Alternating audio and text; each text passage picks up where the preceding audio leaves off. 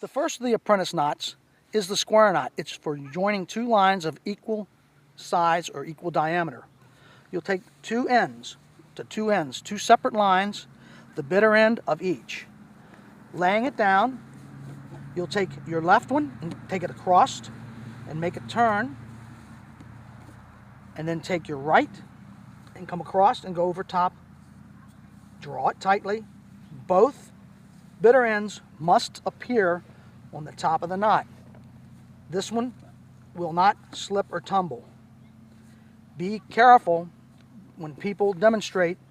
This is imperative that both bitter ends show the top, because there's a knot called the thieves knot, which you create a bite, you come underneath of the bite and back down in the center of the bite. It looks just like, if I keep my hands covered, it looks just like a square or reef knot. However, when my hands move away, notice the position of both bitter ends. This one is on the top and this is on the bottom. This knot will slip and tumble, as you see, will not hold. The second knot is the bowline. It's the king of all knots. It is used to put a temporary eye into the end of the line. It's also universally known as a rescue knot. You create the loop, give yourself enough line on the bitter end. You want to take an overhand loop away from you, creating a overhand loop away. Starts here. Take your fingers of your left hand and pinch. Take the bitter end, take it up through, and stop at this point to see what you have. You take the bitter end, dip it beneath of the working end or the standing end of the line, like this. Then bring your bitter end down into the hole that you created. Here, grab this portion in the working end and draw slowly.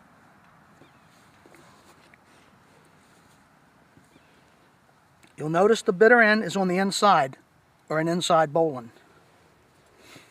One more time. Take the bitter end, give yourself enough room to make the loop. Take your hand and you're going to make an overhand outside loop. You create. So you've got the loop. You take the bitter end, take it up through the loop. I'm going to pause a second so you can see. You take the bitter end and dip it underneath of the standing end or the working end, like this, and then come back down in here. Grab the eye or the loop and draw it slowly. There is the bowline, the inside bowline. The third knot is called the clove hitch. You start out, for a right-hander, start out creating a loop.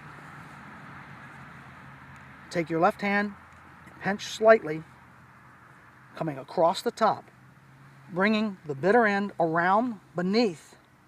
Reach your hand in to the hole that you're creating by the second loop and drawing it slowly forward, creating the clove hitch.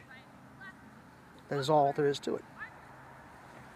The second method that you can use in tying it is, if you're coming in to a dock and you're very proficient at it, you can take, we talked about inboard loops and outboard loops. You take your hand, turn one inside, one outside, then cross them. You're making the clove hitch. Drop it on top of the bollard or the piling and draw. When tying to a horizontal fixture, the same application applies. You drop the line over using your right hand, dropping it behind it, and reaching underneath and drawing it forward. Clove hitch. The fourth knot in the apprentice series is the sheet bend. It is used for joining two lines of unequal diameter. Always use the larger diameter line to create your bite. Use your smaller diameter line to do your reeving. You create the bite using the larger line. Take your smaller line, take it underneath, and stop dip it underneath of your bite, creating the loop. Take the bitter end and pull it straight through, drawing it slowly forward. And you can see the tension. It looks similar to a bowline, but it is a sheet bend. Be cautious as you're drawing the knot up that you do not pull the line across, or you're going to wind up with a slip knot and the bitter end can pull out and the knot will fail. Remember, knots work by friction. So again, one more time, you create the bite with your large, and I'll show you in real time by picking the line up. I have it in my left hand. It's right-handed. I'm going to take this through, and I'm going to drape it back around, and I'm going to pull it back up through and reeve it over the top. Being cautious, pulling them together. There. The left-handed application is the same principle. I create the bite,